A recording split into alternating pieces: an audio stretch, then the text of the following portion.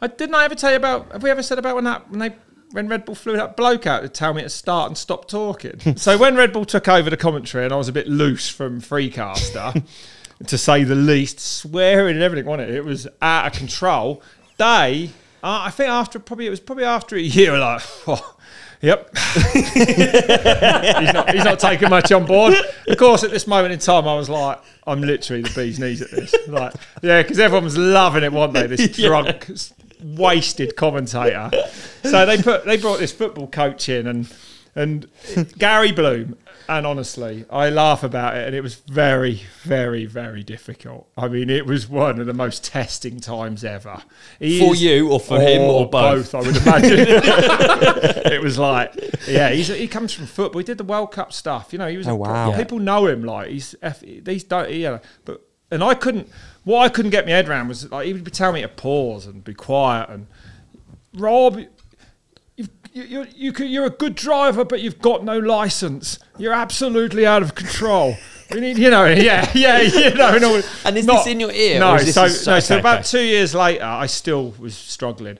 God knows how much money Red Bull. I mean, honestly, thanks to him, and honestly, without this training, without this help, I would never have got. I wouldn't have a job as a commentator, like, because I didn't have the structure. I just had the raw energy, or whatever you want to call it. I knew I needed information, but I didn't know how to put it out there. That is another skill, and he absolutely did that with me. Like, so, but I mean, I'd go home and like kick shit out of the house. I'd be like, this fucking bloke.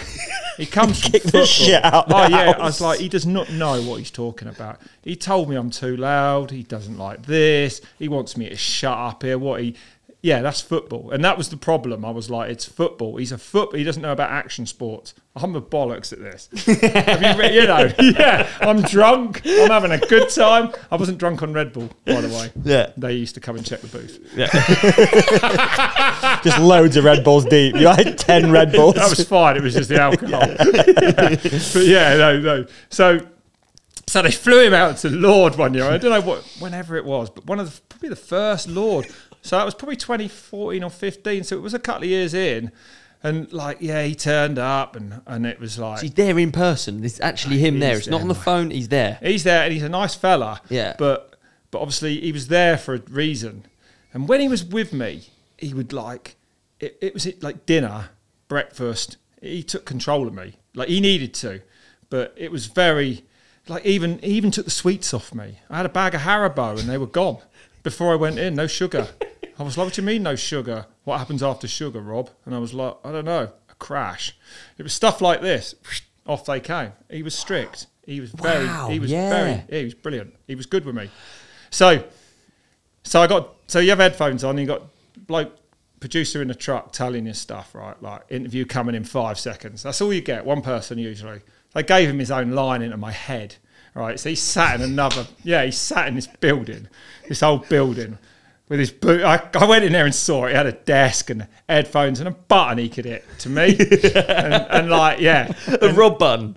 Yeah, like direct line in the middle. So I'm live commentating. And I was like, and honestly, it was like this. I'd be like, right, here he comes then.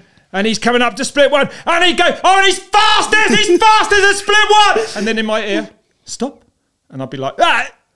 Yeah, and it was like, and I'd be like this, and the bloke's like flat out down through the rocks, and I'm going, and in my ear I'm getting, and hold, and hold, like, no. Yeah, calm, you ain't the word, and then I'd get on the picture change, Rob, not before, and then the image would change, and I'd be like, and he's still fine.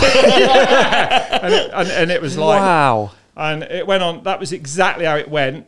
Even the last runs, the whole day, it was like that, right? And I came out of there a more broken man than I went in. I was like, no one would have enjoyed that. Yeah. It's just destroyed a broadcast, in my opinion. It was like a new, I'd never done it like that. And I remember ringing Bertie, actually, my mate. He was pretty critical, Bertie Dog. And I was like, did you see the race? He was like, yeah. I was like, what'd you think? Yeah, it was great. I was like, what about the commentary? And he was like, yeah, it was spot on. And I was like, but what about all the massive pauses then everywhere? And he went, what? And I went, like the big silences. He was like, what are you on about? And that was it. Honestly, that moment was like, blew my mind. I was like, people, you need it, man. You do need it. It doesn't hurt, you know? I mean, it's like a comedian letting a joke breathe, sort of, that sort of thing, right? Oh, it's important. Less is more. I ain't going to tell you why it's important, because I will not help any other commentators out there. But it's very important you have pauses. Yeah, okay. Yeah. Interesting. So he literally had like an analog, a manual mute button on Rob Warner. Basically. Is he the only person in the world that's ever been able to mute me like that? And also, bearing in mind, like, you know, I was 2 or 3 years in with Red Bull and I had not professionalised. I'd stopped swearing, I'd stopped boozing, but I didn't actually, I couldn't have done it on my own. Like, you know, like I sort of, you can't. Like, it is a thing. You need, you know, there's a thing, there's a way of doing it. And then, really, it really broke me, honestly. It was absolutely, but I sort of knew I needed the job. It was torture. It was torture. It was I used to go to his house and sit in like a library full of books, and then the couch was like a long leather couch, and I'd sit on one end of it, and he'd sit over there, and it was completely quiet, which was insanely uncomfortable for me. Like I was like terrified. Yeah, it was horrendous. And he went, huh? He was like that. And he had glasses that change with the light, which I never trust them. You know, when they come in from the outside and they're dark, and then they gradually, as they're talking, you can start to see their eyeballs. Yeah, I found that a terrifying aspect of the training. Yeah, of the training. But then he also told me that he was like a psychotherapist as well. Then I'm like, I'm on a couch, they're paying me a beer, what's going on? You've been groomed. Cost me money. No, it didn't cost me. No, groomed. Be a great commentator. There you go. But it was funny times. It was. So there was a point where it turned around and you actually thought, all right, he knows his stuff. After that, really, after I rung my mate, who, you know, and I probably spoke to a lot of other people as well, and it's just.